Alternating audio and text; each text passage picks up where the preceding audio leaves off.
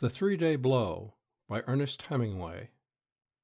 The rain stopped as Nick turned into the road that went up through the orchard. The fruit had been picked, and the fall wind blew through the bare trees. Nick stopped and picked up a Wagner apple from beside the road, shiny in the brown grass from the rain. He put the apple in the pocket of his Mackinaw coat. The road came out of the orchard onto the top of the hill. There was the cottage, the porch bare, smoke coming from the chimney. And back was the garage, the chicken coop, and the second-growth timber like a hedge against the woods behind. The big trees swayed far over in the wind as he watched. It was the first of the autumn storms. As Nick crossed the open field above the orchard, the door of the cottage opened, and Bill came out. He stood on the porch looking out. "Well, Wimage," he said. "Hey, Bill," Nick said, coming up the steps. They stood together, looking out across the country, down over the orchard, beyond the road, across the lower fields and the woods of the point to the lake. The wind was blowing straight down the lake. They could see the surf along 10 Mile Point. "She's blowing," Nick said.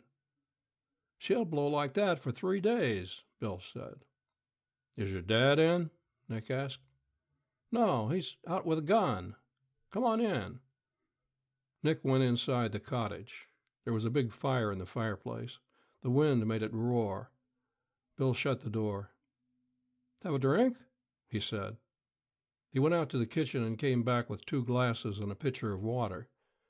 Nick reached the whiskey bottle from the shelf above the fireplace. "All right?" he said. "Good," said Bill. They sat in front of the fire and drank the Irish whiskey and water. "It's got a swell, smoky taste," Nick said, and looked at the fire through the glass. "That's the peat," Bill said. "You can't get peat into liquor," Nick said.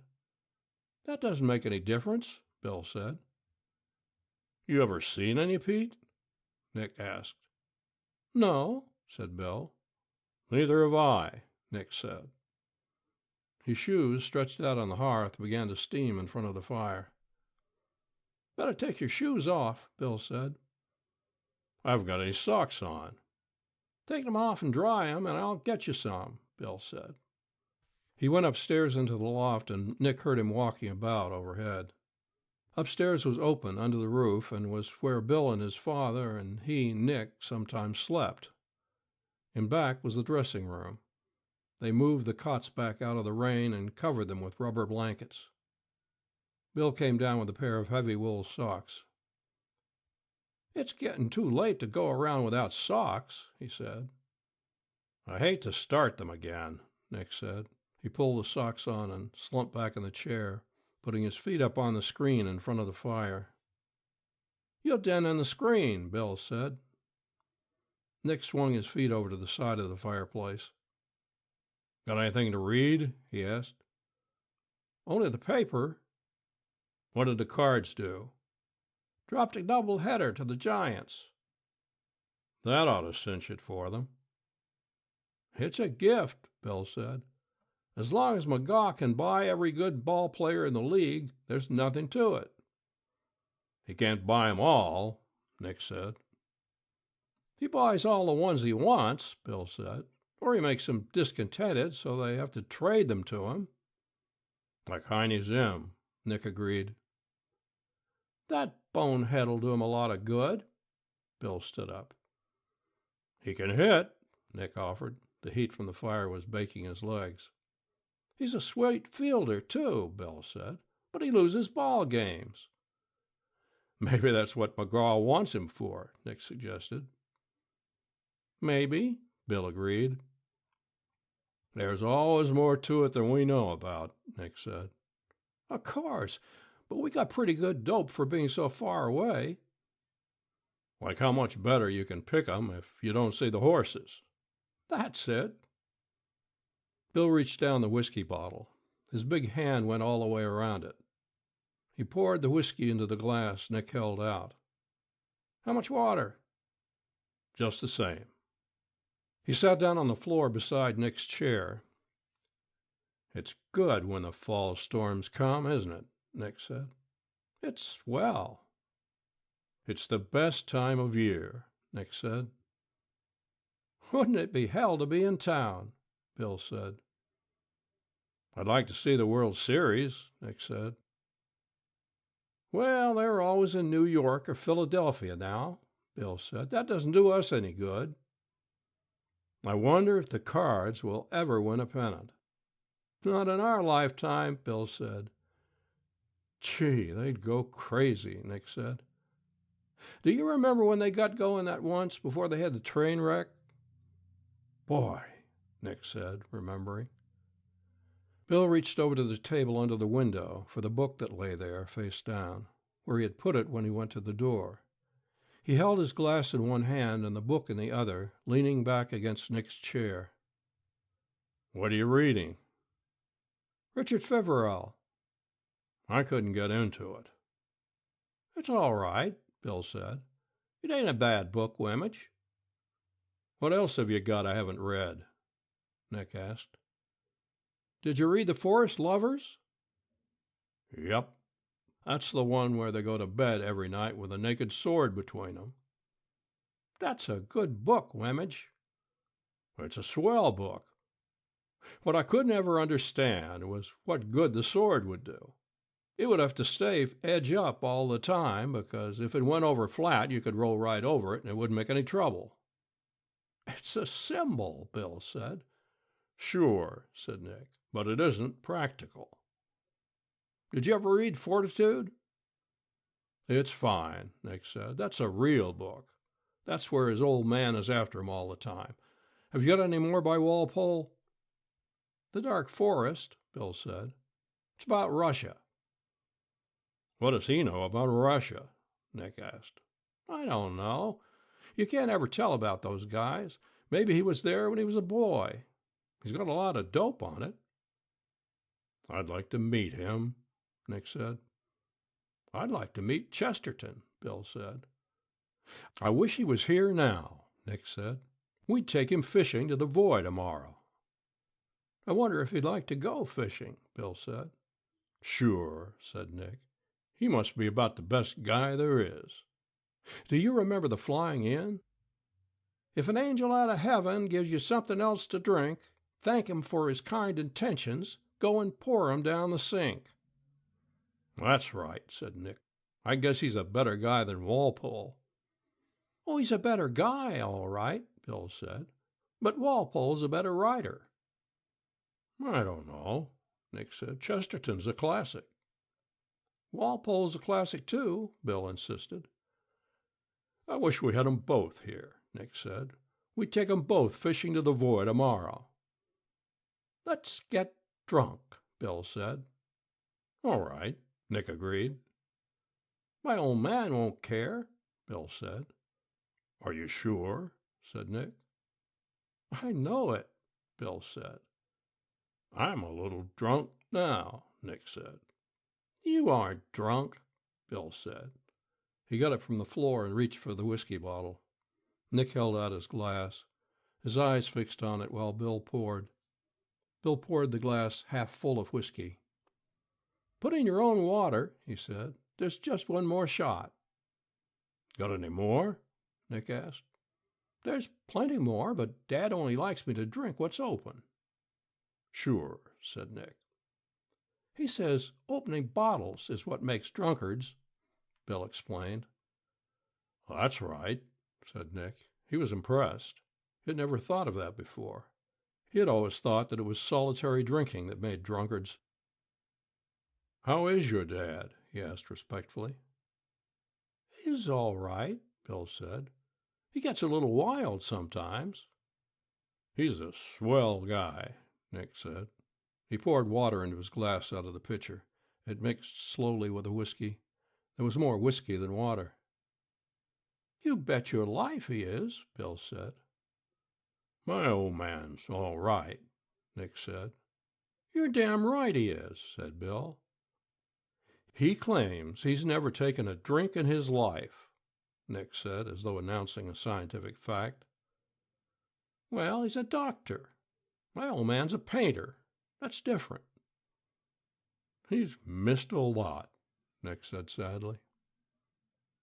You can't tell, Bill said. Everything's got its compensations. He says he's missed a lot himself, Nick confessed. Well, Dad's had a tough time, Bill said. It all evens up, Nick said. They sat looking into the fire and thinking of this profound truth. I'll get a chunk from the back porch, Nick said. He had noticed while looking into the fire that the fire was dying down.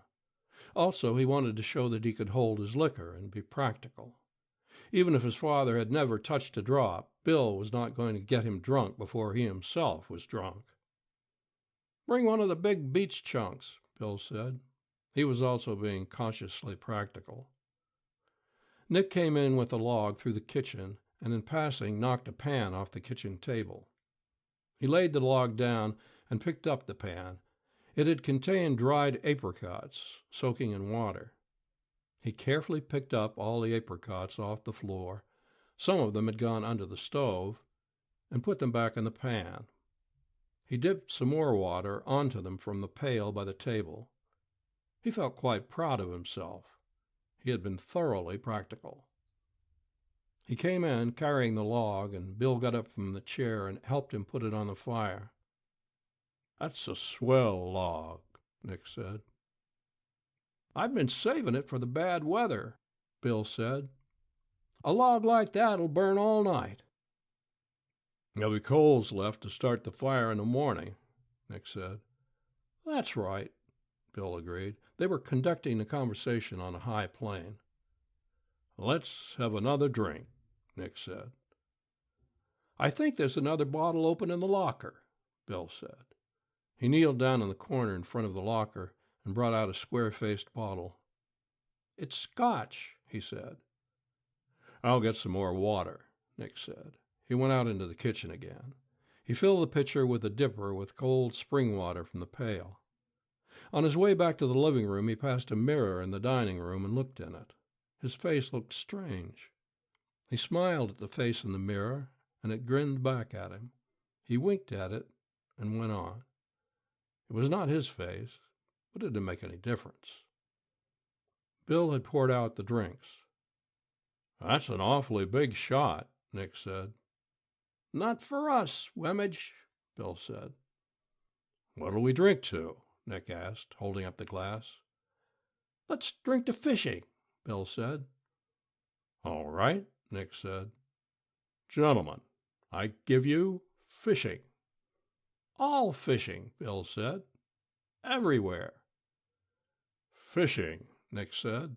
That's what we drink to. It's better than baseball, Bill said. There isn't any comparison, said Nick. How did we ever get talking about baseball? It was a mistake, Bill said. Baseball is a game for louts.